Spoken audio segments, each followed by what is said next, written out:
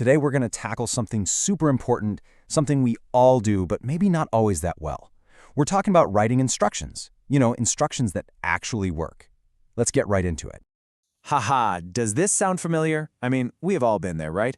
You're trying to explain something that feels like second nature to you, but to someone else, it's a completely different language. And that exact moment, that's where the magic of good instructions really begins. So, what are we really talking about when we say instruction? It's not just a boring list of commands. Think of it more like a friendly guide, a roadmap, and it's built for a total beginner. The goal isn't just to be technically correct. Nope. The real goal is to be understood, right from the very beginning. All right, so here's our game plan for today. We're going to start with the right mindset, the art of explaining. Then we'll build a solid foundation. After that, we'll get into the nitty-gritty of choosing your words, making things even clearer, and then we'll wrap it up with some final checks and warnings. Sound good? Let's go. Okay, first up, the art of explaining. And the most important part of writing good instructions, well, it has almost nothing to do with the writing itself. It's all about empathy. It's about putting yourself in someone else's shoes and seeing the world from their perspective. So you've got to ask yourself, who is this for? Who's actually reading this? Let's imagine we're writing for Selma's grandpa. He's a great guy, but he's never sent a text message in his life. He is our perfect beginner. And this right here, this is the golden rule. You have to remember, what seems totally obvious to you is probably not obvious to them at all. For you or me, sending a text starts with, opening the messaging app. But for Selma's grandpa, step one might be as basic as, how do I even turn this thing on? You have to start at the absolute most fundamental beginning. Okay, so once we're in that beginner mindset, it's time to build the foundation for our instructions. There are a few really important things you need to do before you even think about writing step number one. Every solid set of instructions needs these three things. First, a clear title. They need to know what they're about to do, right? How to send a text message. Simple.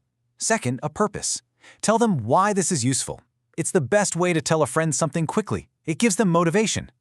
And third, materials. What do they need to get started? A phone, the person's number. You list it all out. Because nobody, and I mean nobody, likes getting halfway through a task only to find out they're missing something crucial. Okay, foundation is set. Now let's talk about the words themselves.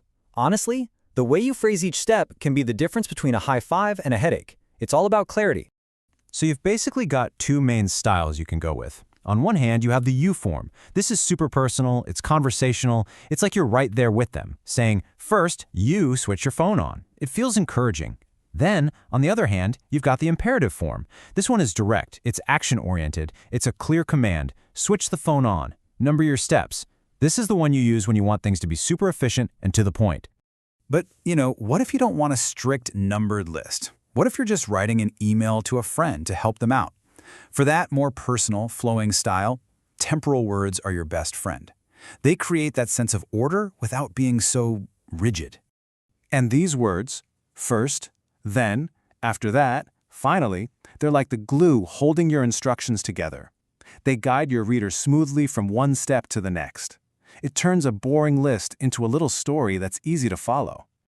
All right, our words are in order. But you know what? Sometimes even the clearest sentence in the world could use a little boost.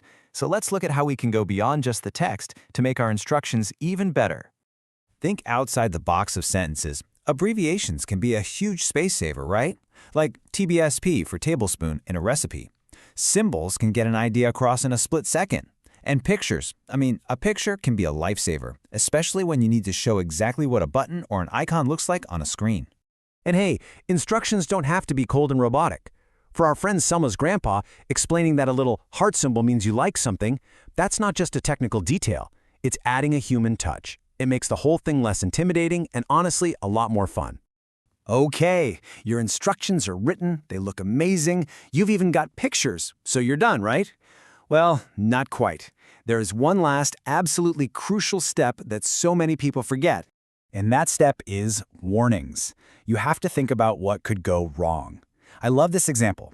Check carefully that it's being sent to the right recipient because it can seem a little weird otherwise. We've all been there.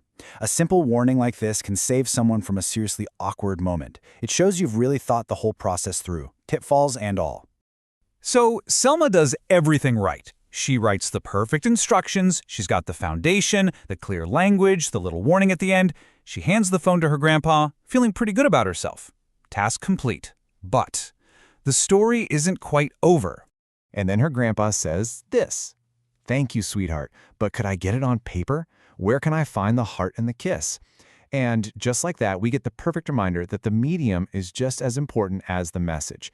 Even with the world's clearest instructions on a screen, he needed something tangible, something he could hold, and he still had questions. It just goes to show you that writing instructions isn't a one-and-done thing. It's really an ongoing conversation. So, what have we learned? Writing clear instructions, it's not just about listing steps, is it? It's really an act of empathy. It's about taking a moment to see the world through someone else's eyes. So the next time you have to explain something, don't just think about what you know. Think about who you're talking to. What kind of bridge are you going to build to help them understand? What instructions will you write first?